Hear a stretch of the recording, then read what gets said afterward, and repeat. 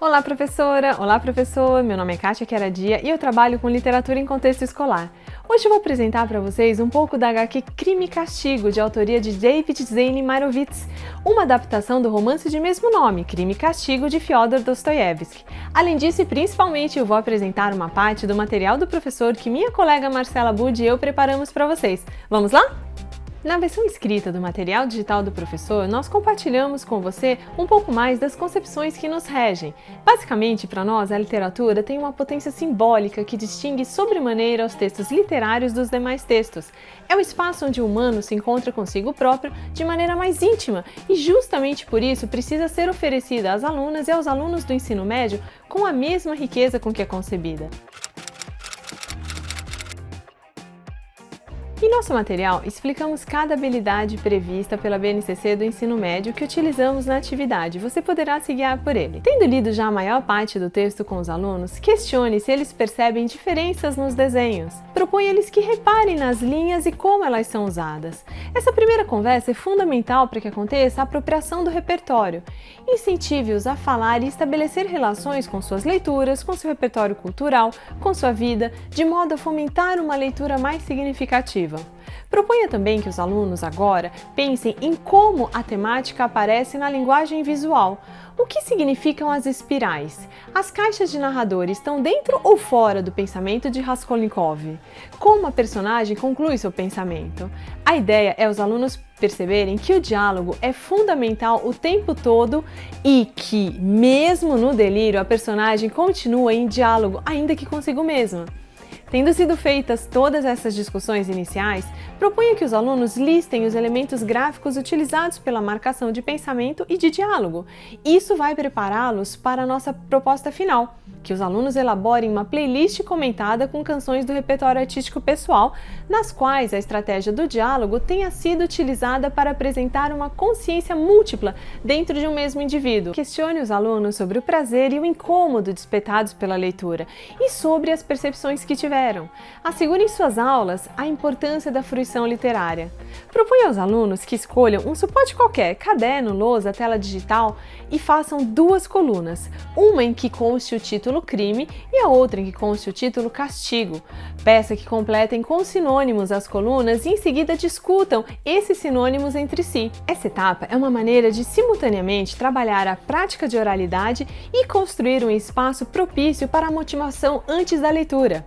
Proponha em seguida que os alunos falem livremente sobre o que reconhecem na obra como sendo crime e o que reconheceram como sendo castigo. É provável que a primeira reação seja identificar o assalto e a prisão. Incentive-os a falar e estabelecer relações com suas leituras, com seu repertório cultural, com sua vida, de modo a fomentar uma leitura mais significativa. Proponha também que os alunos, relembrando as características discutidas acerca dos quadrinhos, identifiquem de que maneira há uma composição simultânea entre texto verbal e visual.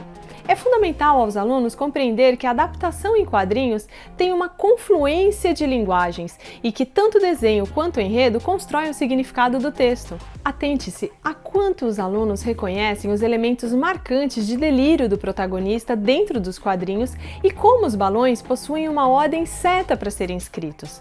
Por fim, propomos a produção coletiva de um poema ou um slam autoral em que a temática da criminalidade e da punição moral e jurídica sejam contempladas. Aproveite a lista de sinônimos e a discussão do início da aula para fomentar e inspirar os poemas ou os slams. Ao final, considerando as multidimensões envolvidas nesse trabalho, sugerimos a você também uma maneira de organizar e registrar a avaliação das produções de seus alunos, caso seja seu desejo. Nossas duas sugestões de trabalho, em associação com outros componentes curriculares, focam a área de Ciências Humanas e Sociais aplicadas, respectivamente os componentes de Arte e de Filosofia. Na primeira atividade intercomponentes, a ideia é, junto a um colega ou uma colega de artes, propor um trabalho com o quadro O Grito, de Eduard Munch, e a temática do existencialismo. Discuta com os alunos se existem similaridades entre a temática do quadro e a do livro. Em seguida, discuta sobre a história do expressionismo e como esse quadro é relevante para o movimento. Compare junto com os alunos a potência da deformação no expressionismo e os elementos da deformação aproveitados nos quadrinhos. Na Na segunda atividade intercomponente, sugerimos um trabalho com um colega ou uma colega de filosofia sobre a figura do anti-herói dentro da esteira do existencialismo e da tradição que se forma a partir dele. Raskolnikov é um representante da filosofia existencial, uma vez que entra em conflito consigo próprio quando considera e posteriormente comete um homicídio. Como aprofundamento a essa obra, sugerimos olhar para o processo de transposição do delírio de Raskolnikov do romance original para a linguagem multissemiótica dos quadrinhos, de modo a ampliar a experiência leitora.